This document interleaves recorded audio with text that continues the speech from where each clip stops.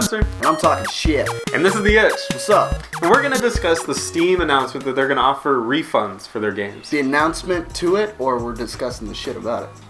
Well, we're discussing how they announced it. Okay, so... Great English. Alright, great English. Fantastic use of the words. Tonality could use a little work, but... That's Valve for you. I definitely appreciate the after they're going. Alright, now let's discuss the actual idea of refunds. I'm not done. Oh, okay. Go ahead. 10 out of 10. Yeah, 10 out of 10. Would listen to it again. Yeah. So, they're offering refunds for it. The rules are that you have to have played it for less than 2 hours. Okay. And have owned it for less than 2 weeks. Okay, so... Go. So, Resident Evil Revelations. Bam! Yeah. Oh, shots right off the fired.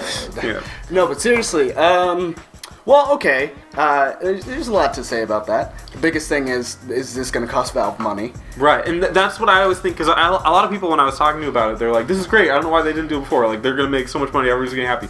There's got to be a reason why they didn't do this before. Yes, exactly. Especially a company that's been around for a long time and looking for different practices and methods and whatnot. I mean, we already saw the DLC practice, or the user-generated content practice. There's a lot of things that they don't do, and they have reasons for it. They just don't tell us. Right, so, I mean, the obvious reason for this is that people buy stuff and then want to return it after playing it for a little bit. Yeah. And then they would lose money. Exactly. Yeah, there's a you know... Valve has been the subject of many jokes about really taking people's money in the sense of like these Steam sales, these savings are ridiculous. You buy games you just don't play, and your library is only going to get bigger. Right. So I mean, I can absolutely see how doing a refund can actually benefit someone.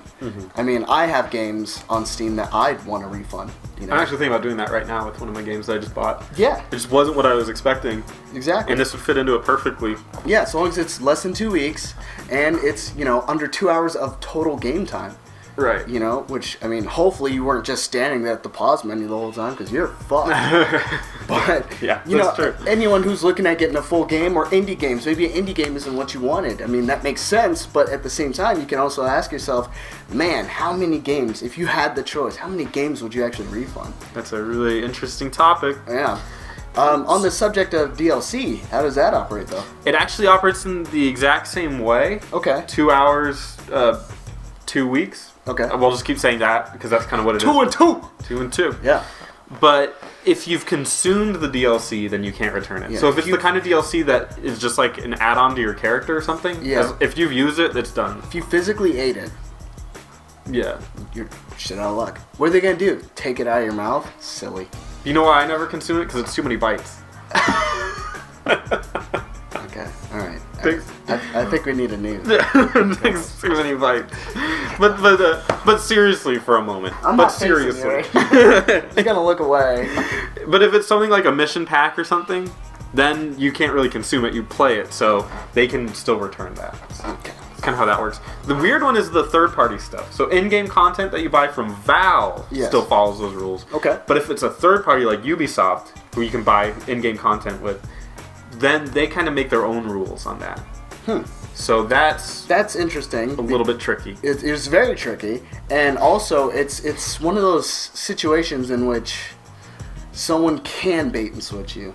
In a sense, like, okay, we all know what Steam is. Steam is essentially, it's ran by user reviews, essentially. Right. Hey, game was great, you know, whatever. I mean, obviously people have made fun of the review system, like, oh, 10 out of 10, Gerald's hair looked amazing, or Yeah. you know, something like that, or whatever.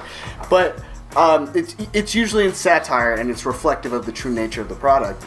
But in some games, if you look at some indie games, and you're like, oh, I'm not so sure about this one, and then you play it, and you're like, oh, it's not really for me, but they don't have a refund concept on it, but all these other things do. What does that say to the consumer, you know?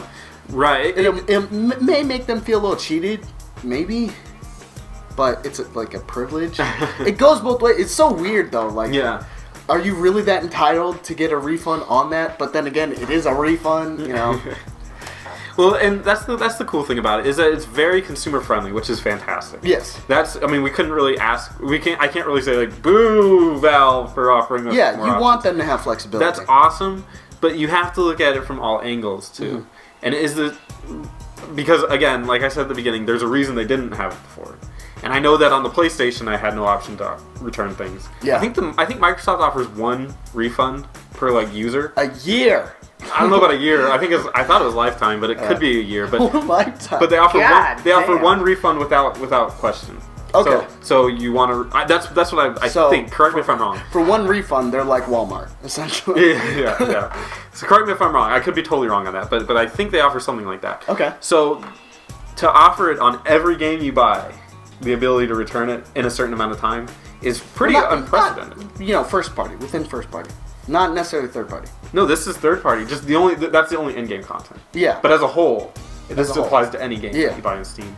So that's very, very interesting, and I kind of wish that Sony would adopt that because I bought a few games I've downloaded a few games that I was like, oh my. Yeah. Why did I?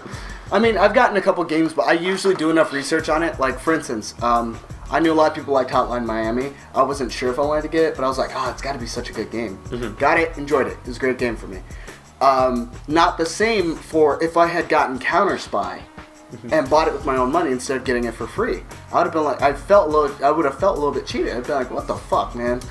Well, on that, you could argue that this will also drive sales. Yes. Because people will be more willing to buy it under the pretense that they could return it. Yeah, if you get rid of immediately. consumer fear, of their purchases, if they know that they can refund it, then sure. But if this catches on, game developers in the future might want to make the beginnings of games more impactful. Or they might work for more DLC. Or you're right, make games a little more fuller. At the beginning. Hopefully that translates to the whole game. It's the honeymoon phase, Yeah. They'll start off real strong and then, hey, when you get comfortable, they'll start farting around you and you go, why? Oh, 2 hours, here's a fetch quest. Yeah. So, I mean, it can really go either way. I mean, obviously that's an optimistic view. Pessimistic view would be game developers would try and find ways to make their less gameplay at the first like 2 hours, so you really can't gauge whether or not you want to get the game. Oof, that's no good. So I mean, yeah, they can either really go really hard or really, really weak at the intro. So hey, it can go either way. Any games you've been considering returning? Any games you wish you had that option for? That's an interesting question. Write that in the comments below. Yeah. I'm Spencer. And I'm Justin. Make sure to like it, comment about it, subscribe to us. Make sure to check us out on This Is The Itch on Twitch. We do new videos every week. Thanks for watching.